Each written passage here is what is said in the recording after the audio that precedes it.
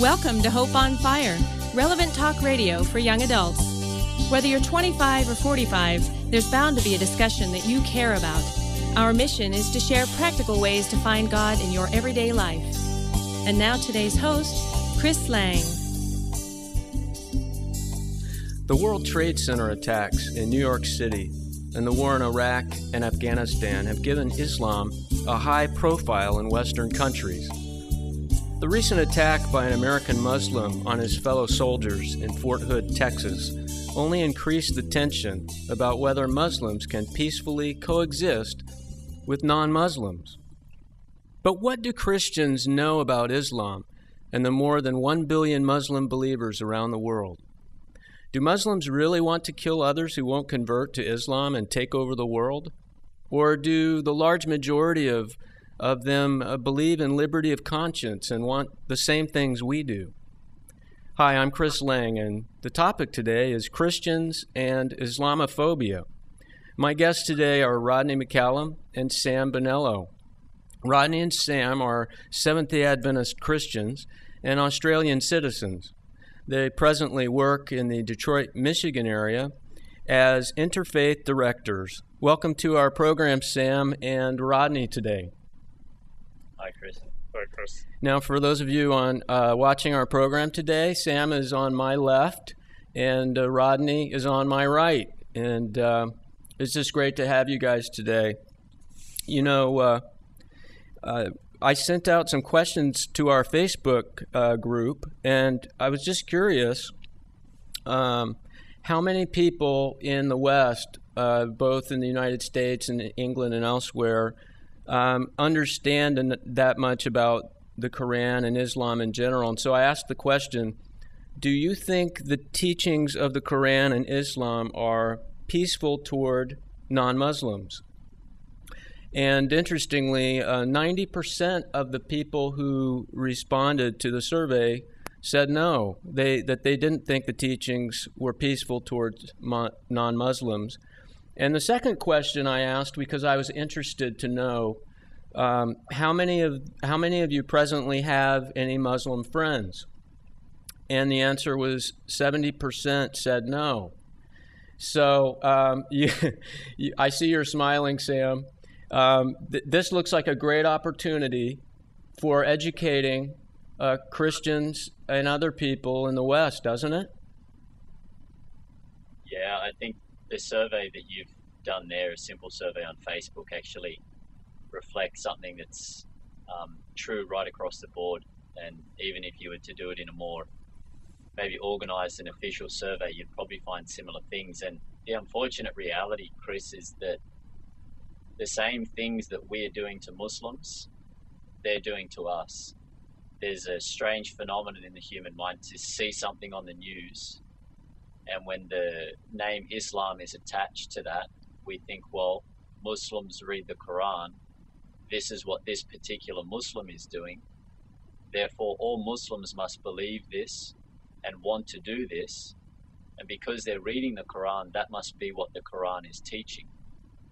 And if only we were to sit back and realize that the same thing that we're doing to them, they're doing to us.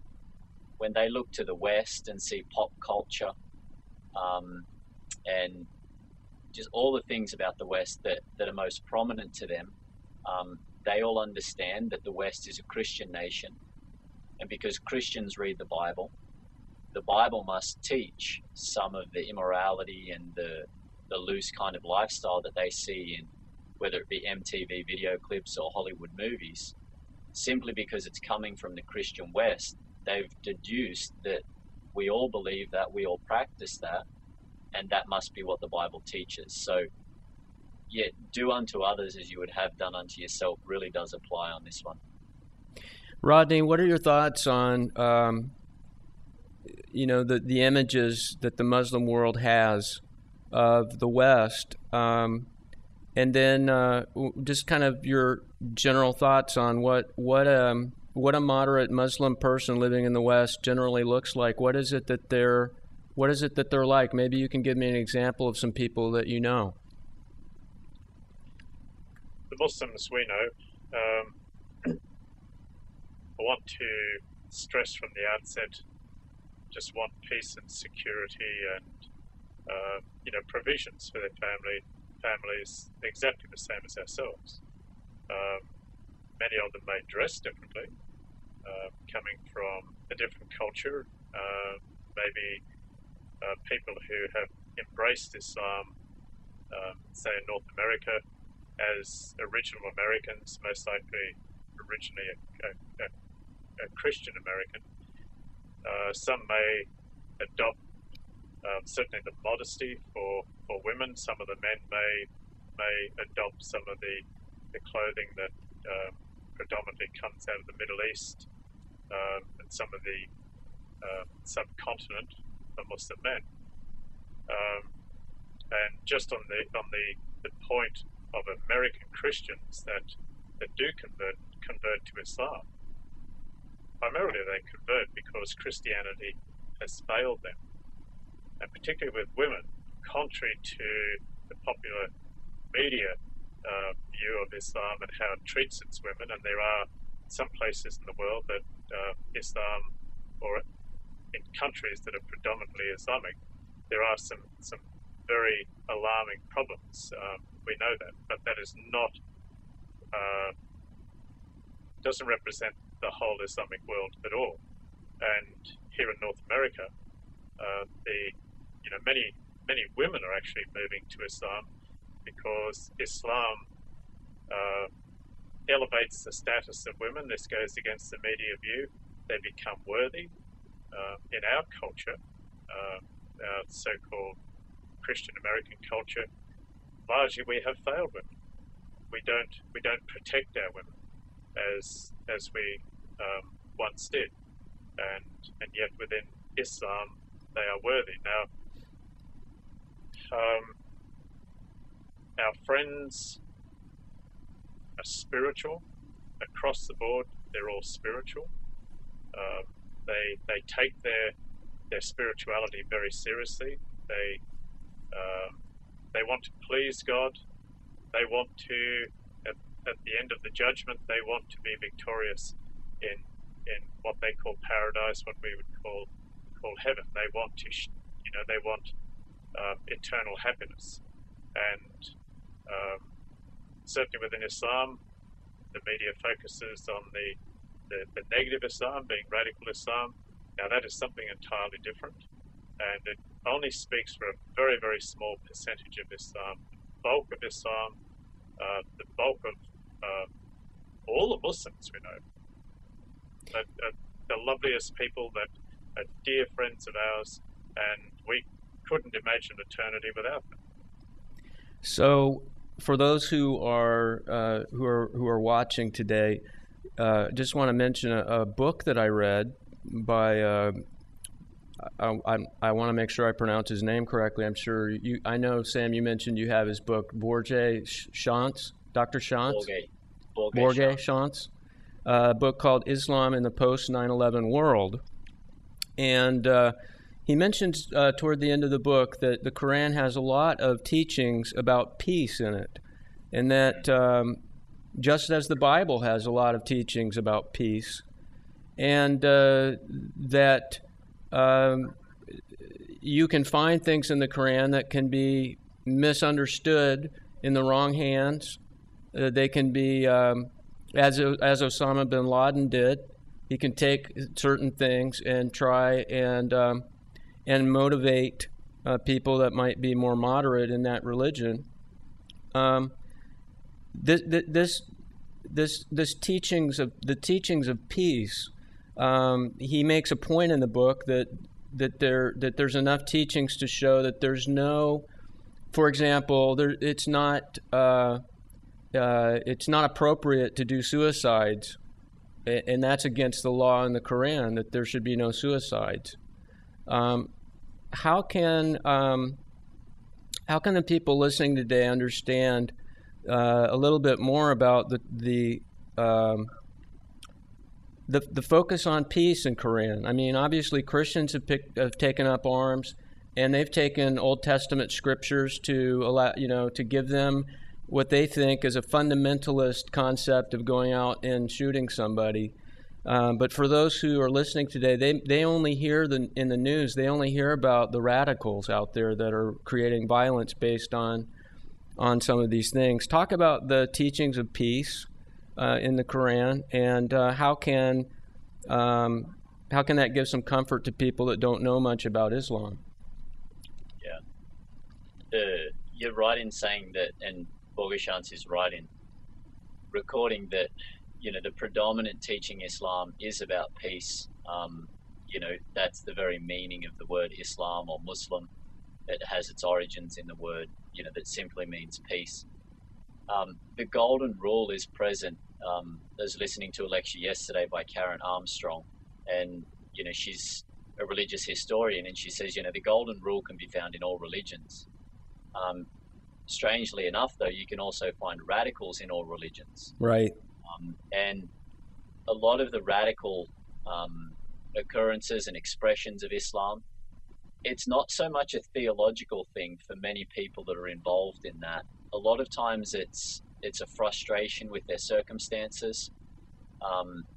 The frustration of never being able to get ahead in countries where education is not freely offered, in countries where there's oppression, where there's violence. It only takes one charismatic leader to start proof texting a couple of verses, and he's got an instant crowd. Mm-hmm. Not because these people believe that that's what the Quran teaches, and that it's not what they understand the Quran to teach. It's just something that allows them to express the emotion that they have more so than the theology. Rodney, what are some of the unique lifestyle practices that for some conservative Christians could relate to in a community where they live?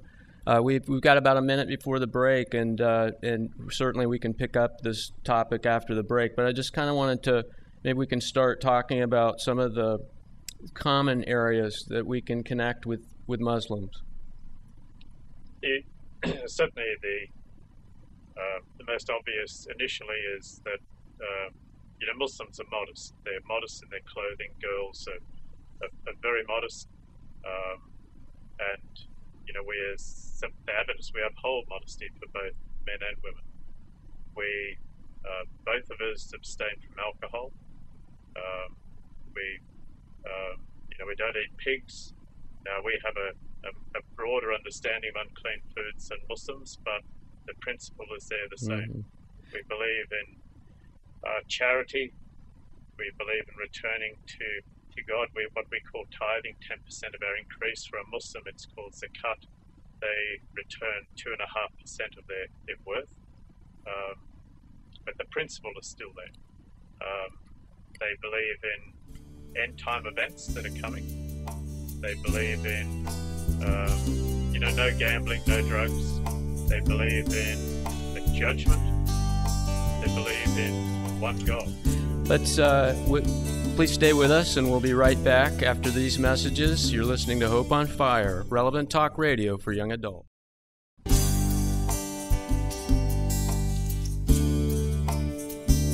Welcome back. I'm Chris Lang, your host on Hope on Fire, relevant talk radio for young adults.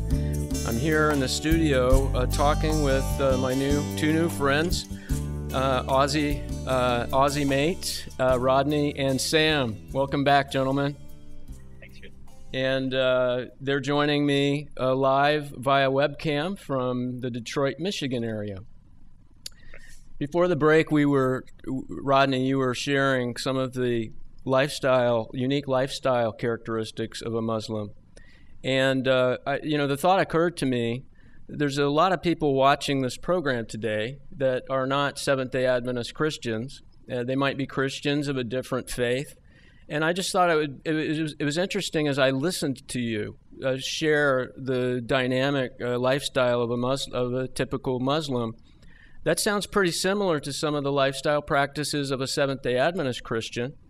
The avoiding of pork and the avoidance of alcohol, the commitment to modesty. Of course, a lot of Christians that are conservative are committed to those things, but even things about, the teachings about the second coming of Jesus and the judgment, Seventh-day Adventists have roots in prophecies of the end of the world. So I just, for those that are listening today that don't know much about Seventh-day Adventist Christians, they might want to learn a little bit more about, the lifestyle practices in our church originated over 150 years ago, and many of the diet practices have been proven by science to be a healthier way to live. So I just mentioned that one comment before we move on. Rodney, any other unique lifestyle traits you wanted to share? Because I wanted to ask you about some friends you had on the West Coast recently. Well, Seventh-day Adventists, we do have a health message, particularly with diet and temperance. Temperance in all things, and statistics show. National Geographic, I think about 2 years ago, 18 months ago, published an article where it was shown that Seventh-day Adventists have a much longer lifespan than the average person in the West or anywhere else in the world, and they've enjoys a much better quality of life well into old age,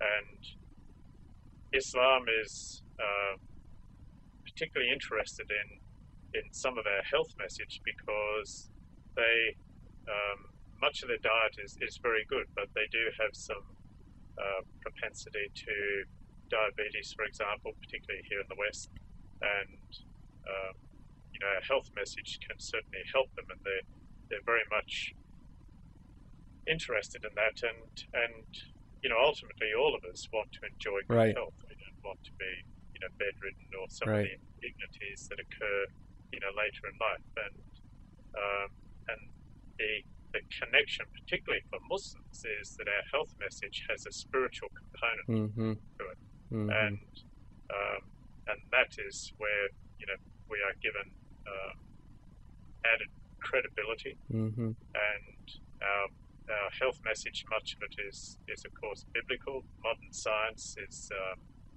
supporting it, and to coin an American phrase, the runs are on the board. Right. Tell me a little bit about Sam. When we were talking about this program the other day, we were talking about the rumor mill, and that you can't believe everything that you see on the news. A lot of people watching today may have seen a Fox News report about two Muslims that are starting a new university that's launching in California sometime early next year in 2010. What did you think about that news report, and did you actually know those gentlemen that were talked about? Yeah.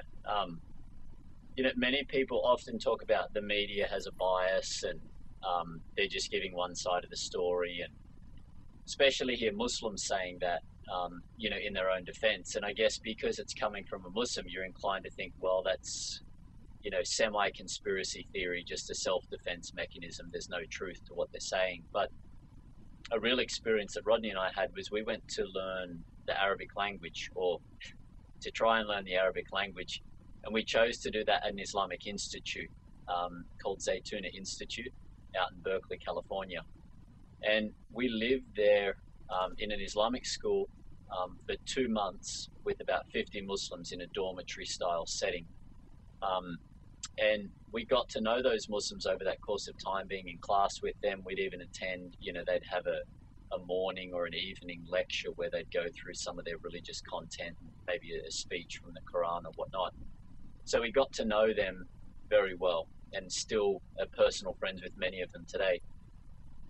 Earlier this year, we got forwarded a link. The Fox News report was posted on YouTube, and many of our classmates are featured in that report, and it's introduced in a sinister type way. It says, a new Muslim school is being established. Is it education or is it indoctrination? And they go through and label this school as part of the stealth jihad. And anybody who didn't know any better, say for instance some of your listeners that are among the 70% that don't actually have a Muslim friend, would, of course, be inclined to think that the report was accurate and true. They had a former government representative from the State Department, and he gave his voice to this stealth jihad concept, and people would just believe that wholeheartedly. And that was a real shocking example to us that, unfortunately, the media can be one-sided sometimes. Why don't you think that Muslims speak out more? Particularly, just recently this Fort Hood attack in Fort Hood, Texas. A lot of people are probably wondering why they don't hear more Muslims speak out if, in fact, it's a peaceful religion. What would you say to someone who asked that question? I think this Fox interview that I'm speaking about is probably a prime example of why they don't, or why many don't. Here you've got two men. One is Sheikh Hamza Yusuf and the other is Imam Zaid Shakir. Both very intellectual men, very smart men, very spiritual men, and very gentle men. And they are making an effort to revive true Islamic knowledge that is peaceful, that is moderate. And their efforts here in the West to do that in the form of a university are immediately labeled as indoctrination. And so if you were a moderate Muslim sitting at home and you knew these people the way Rodney and I do, you would have to ask yourself the question, do I want to stand up and be counted at the risk of being labeled in this way? Another one of my classmates, actually from the Islamic school where we were, she's from the United Kingdom, and I'm sure many of us have seen the emails where you have hateful Muslims with slogans on placards, and I asked her about that. Is Islam in England different than here in America? Because Rodney and I have only experienced positive things here in America. And I said, where are the moderate Muslims in England? Why aren't they speaking up? And she proceeded to tell the story about how her father is an active Muslim, very peaceful, very moderate. But because he's active, he came up on the radar screen of the authorities there in England. At 2 a.m, a SWAT team came and kicked his door down, ransacked his house, had a pistol to his mother, his elderly mother's head, while they searched the house, simply because he's a moderate Muslim and he's active. And so all of the people in that community are then going to have to ask themselves the same question that I mentioned before. Do we want to speak up at the risk of being labeled this way? Yeah. And you also mentioned the Fort Hood incident, which is a great tragedy. And many people say that Muslims aren't speaking out against this. The other side of the story is anybody giving them a voice. Any one of us can get online at the public library or at your home computer and go to ISNA, Islamic Society of North America. I think it's .com or .org, but you'll pull it up. Okay. It's the largest organization of Muslims in North America. And not only have they issued many public statements against what happened there, but they've gone so far to even start a charity for the victims' family and friends.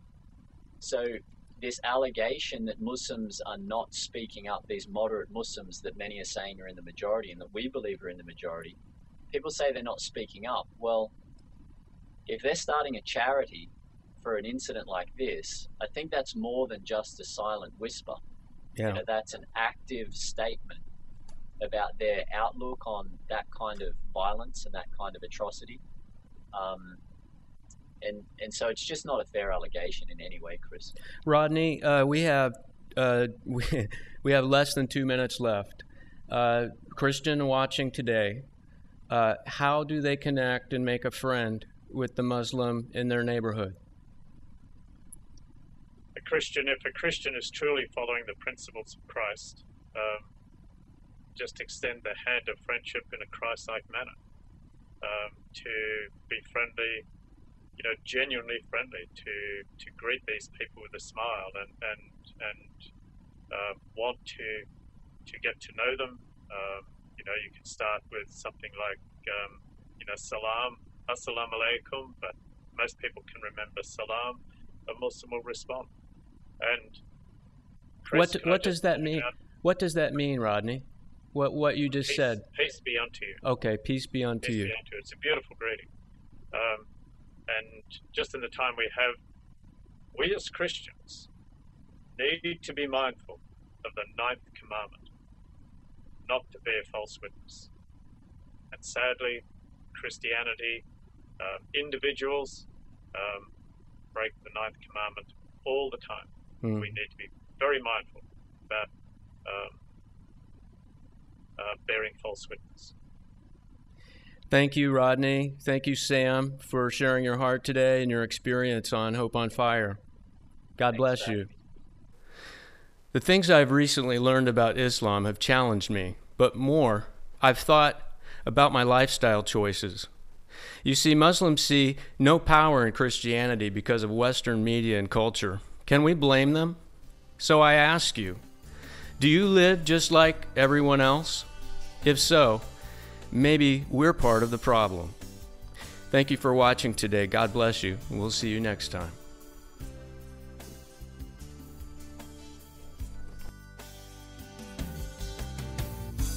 Hope on Fire is produced by Livestreams Media, a listener-supported ministry.